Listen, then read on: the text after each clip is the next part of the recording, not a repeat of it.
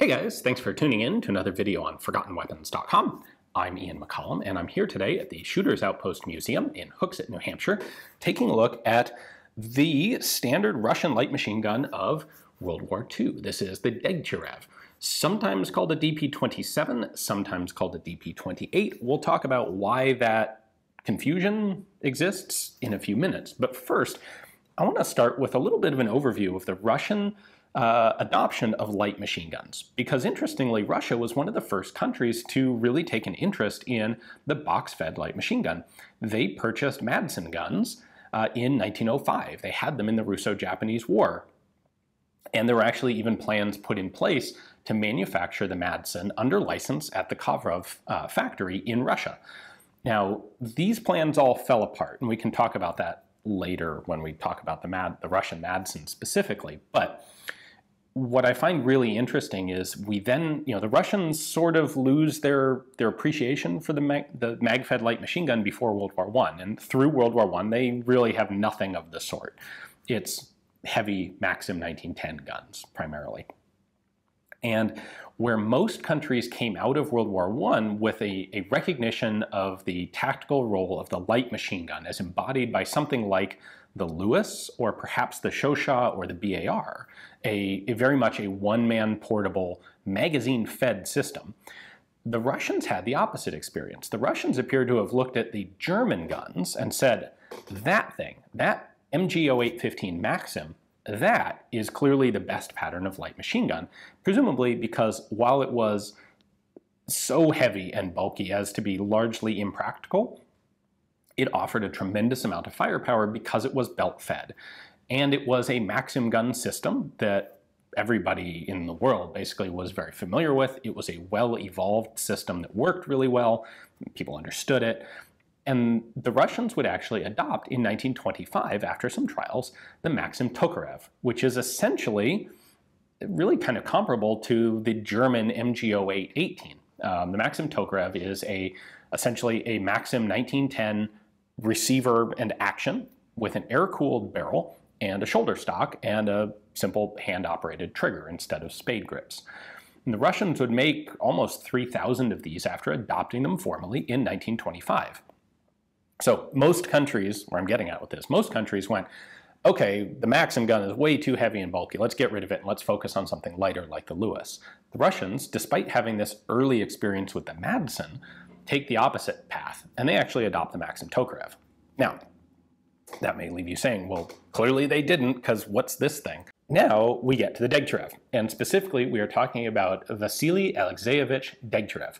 He was born in 1880 to a family of gunsmiths. He actually went to work at the Tula Arsenal at age 11, very early on, I assume as a floor-sweeping boy or something like that. Ended up drafted into the Russian army in 1901, got out of the army, went back to work in the arms industry, and ended up actually as an assistant or an underling of Fedorov, which gave him a lot of good experience. In 1923, he starts working on a machine gun that is something of this sort of pattern, a lighter, more portable, more easily manufactured machine gun. And doesn't get a lot of traction with it because of this interest in the Maxim-Tokarev, which is, of course, adopted in 1925. However, Degtярev's work does attract the attention of one M.V. Frunze, who was the vice chair of the Revolutionary Military Council, big brass in the Russian military at the time. And unlike many others, he sees the value in a more portable gun of this sort of style. And so he backs the project, and that's what really allows it to continue in development. So first development is 1923. First prototypes are put together in 24. The gun's in testing for a year or two. And by 1926, with Frunze's backing, there's actually a push for real military testing of the system. And it does really quite well. Now, what's interesting about the Degtyarev here is that it goes through a lot of iterative development, even both before and after it's adopted. So that's where this sort of confusion about its actual nomenclature comes from. The gun was formally accepted, sort of, more or less, in 1927. Production started in 1928, hence DP-27, DP-28. Different people use different designations. I'm not going to say either one of them is definitively wrong. But the gun kept going through trials and kept being iteratively improved into like past 1930. So the formal adoption, the beginning of production actually happened before there had been any large-scale field trials. The DP had gone through endurance testing and factory testing, but it's an important element to build an initial batch of a couple hundred or a couple thousand and send them out to actual troops in the field to try out and see how they actually work in practice. And they were confident enough in this gun to start it in full-scale production before that had actually happened. So let's take a closer look and see how this actually operates. We have a lot to go through on this gun, so let's start with basic controls, and let's start with this pan magazine. This holds 47 rounds, so there is a top part here that is under spring pressure.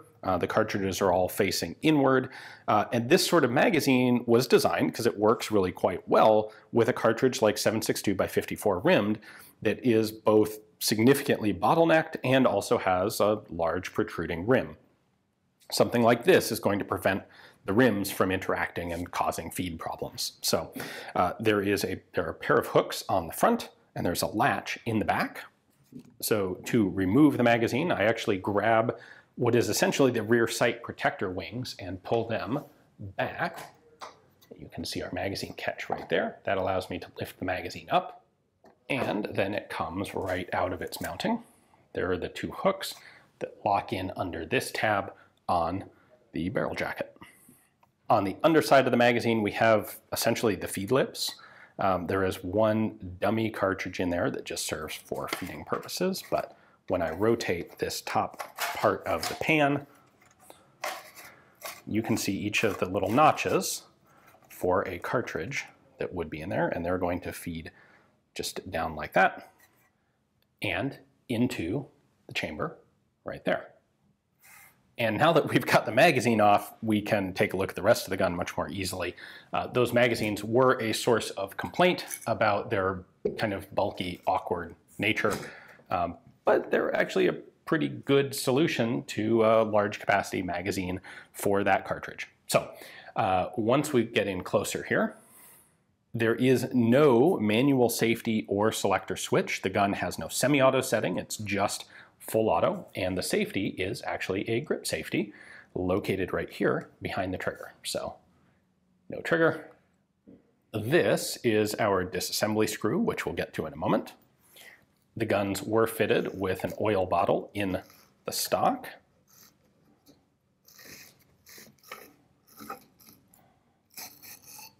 So got a chamber brush there and an oil container. The idea of the stock design here is that when you're shooting, your support hand comes back and pulls the stock back into your shoulder. Pretty typical notch and post rear sight here. We have a square notch on that, and it's adjustable out to 1,500 yards, or 1,500 meters. There is a dust cover here for when the gun's not in use. You can cover up the feeding section. The bipod legs are held together by this very just simple spring clip. They have little fold-out pads here, so if you're in particularly soft soil, the bipod feet will sink in, and this will presumably keep the gun from dropping any deeper.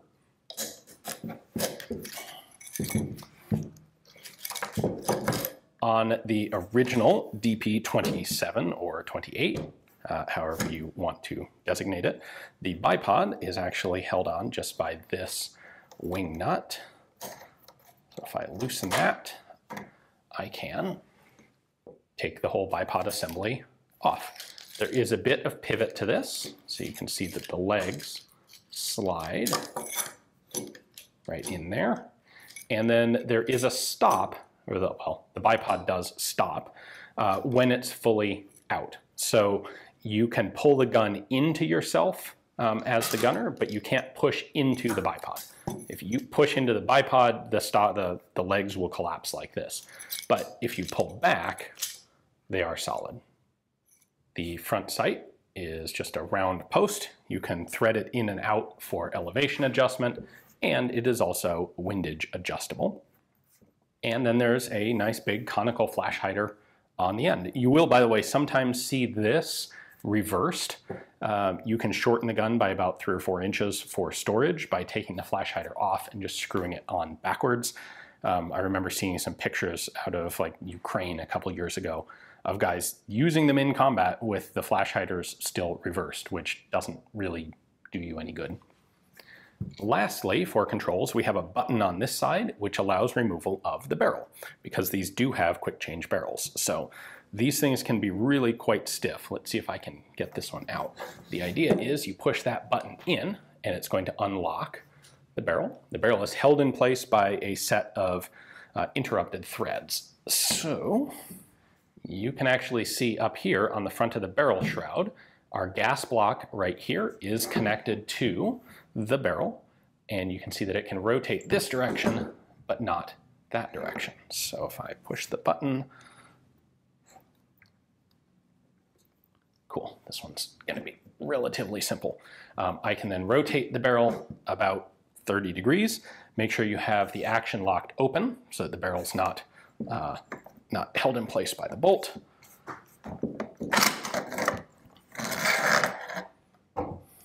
And then the barrel comes out.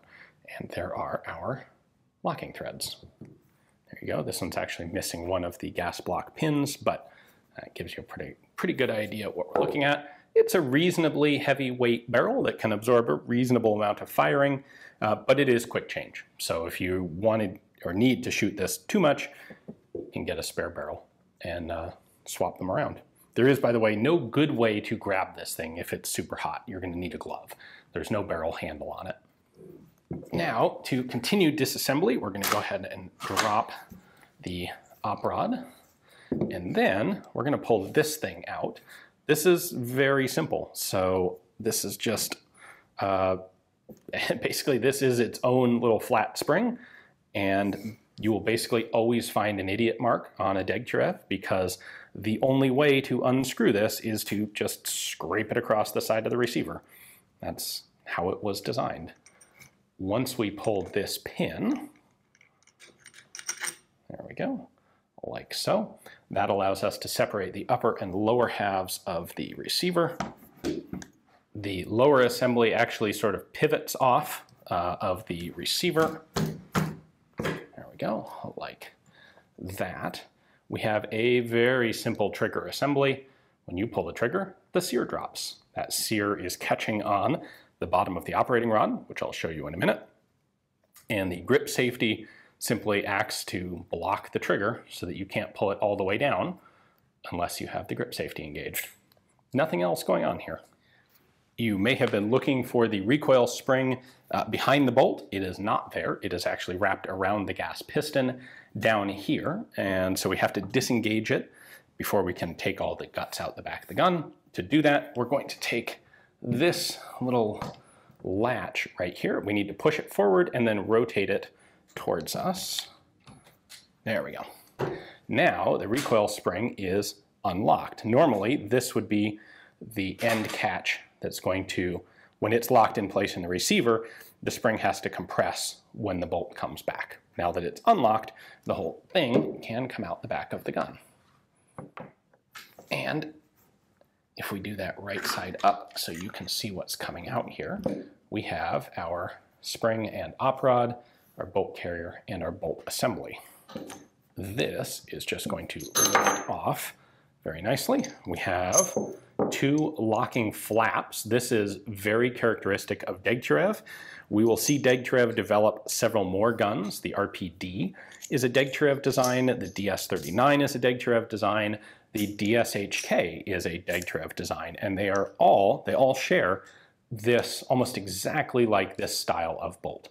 So what happens is our locking flaps here, when the gun is cycling, are flush with the bolt.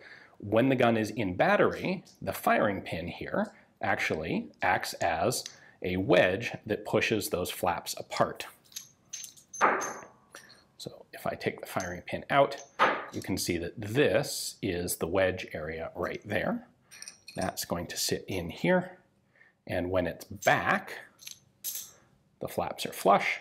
And when it pushes forward, it pushes those flaps out. So this does a couple things. It means the firing pin can only go forward if the flaps are in the right location to expand out. That prevents it from firing out a battery. And it also means that the gun has to lock itself. I mean, this is kind of a corollary there. The gun has to lock itself in the process of firing, so you know that when it does fire, when the firing pin protrudes here, it is locked and safe. This does fire from an open bolt, so when you pull the trigger, this whole assembly is locked rearward in the gun. Once you pull the trigger, it's going to cycle forward. These lugs here are going to pick up a cartridge from the magazine, chamber it, and as soon as the bolt carrier has gone all the way forward, you will notice that the firing pin is held in place by this claw at the end of the bolt carrier. So once the bolt carrier is all the way forward, or once the bolt hits the chamber wall, it's going to stop. The bolt carrier goes the rest of the way forward, and the flaps open up, and the gun fires. You can actually see the recesses, the locking recesses right there and there. Those wedges kind of cut out into the main receiver.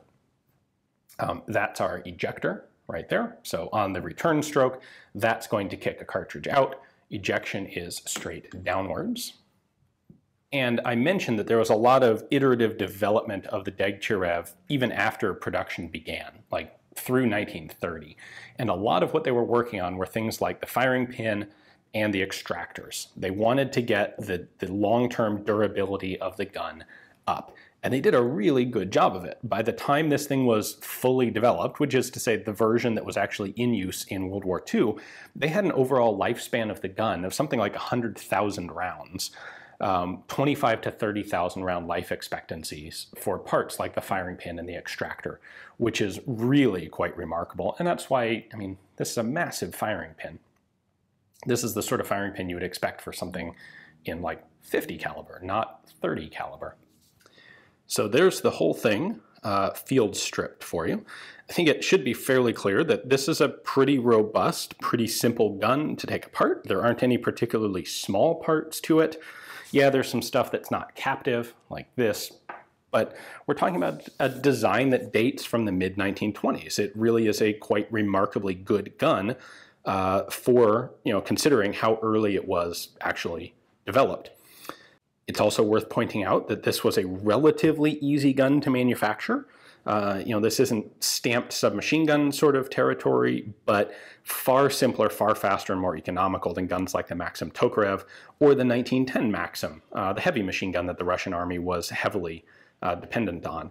So just for a comparison, a 1910 Maxim had about 700 man-hours of labor involved in production. A Degtyarev like this one would take about 130 man-hours. Compared to the Maxim-Tokarev, which was of course simpler than the heavy Maxims, we're still talking about 30 to 50% of the required fabrication time and tooling and material. So a relatively economical gun, and that would of course be very important to the Russians when World War II happened and they had to build immense numbers of these. It's also interesting that when the Russians got wind of the Japanese Type 11 light machine guns with their hopper feeds, that was viewed with a tremendous amount of interest by the Russian military, who thought that the idea of feeding the gun with a hopper full of rifle stripper clips was a really good idea. And there was serious experimentation done adapting the Degtyarev to that style of feed system. And you can find some photos out there of that version of the gun, which was made experimentally and was actually very seriously considered for a short time. Like in 1938, this is a kind of a weird late aberration. But that didn't end up being chosen, fortunately for all the Russian soldiers who were like, the Pan magazine here isn't the best thing ever, but it's definitely better than a hopper feed. So this would be the standard Russian light machine gun going into World War II. They discovered, as it started to see combat use, that it did have a number of shortcomings. So Having the recoil spring around the gas piston was a problem because in very heavy sustained fire, heat from the gas piston would actually cause the spring to lose its temper. The bipod was not ideal. This whole thing can come off, can get lost, and the buttstock design could frankly use a little bit of improvement. So even while World War II was still going on, this was updated into the DPM, or modernized pattern, which rectified all of those issues, had a bipod that was not permanently, but was more thoroughly fixed to the jacket of the gun. They moved the recoil spring to the back of the bolt, which necessitated a little recoil spring tube right here, which you'll see on DPMs, and they redesigned it to have an actual pistol grip. They gave it a thumb safety instead of the grip safety. That becomes the DPM, which goes into service in 1944. So the DPM actually saw a non-trivial amount of combat service in World War II. Then the gun gets updated once again very shortly after World War II into the RP-46, which is essentially an adaptation or a conversion to get rid of the pan magazines and replace them with a belt feed system, which is very clever. I have a separate video on the RP-46, which I'll link at the end of this one. But the Degtyarev keeps going on in Russian service with these iterative updates and improvements to keep it relevant. What ultimately takes the DP out of service is it's twofold. As a squad automatic weapon is replaced by the RPD when the Russian military, in the wake of World War II, decides to move to a single intermediate caliber cartridge for squad weapons. And that's the AK, the SKS, and the RPD. So the RPD replaces this as a squad level machine gun. And then in 1961, the Soviets introduced the PK, the Kalashnikov universal machine gun. And that gets rid of basically any remnants of frontline use of the Degtyarevs, replaced by the PK. So these were manufactured by a couple other countries. China made them, Poland made them, I think Bulgaria might have made them, a number of countries. This is like much of the Soviet Union weapons design. These were distributed throughout the Warsaw Pact for licensed manufacture in friendly countries. Anyway, I think it's a pretty darn cool gun. I also have some video shooting them on the range, so I'll link that to the end of this video as well. Hopefully you guys enjoyed it. Thanks for watching.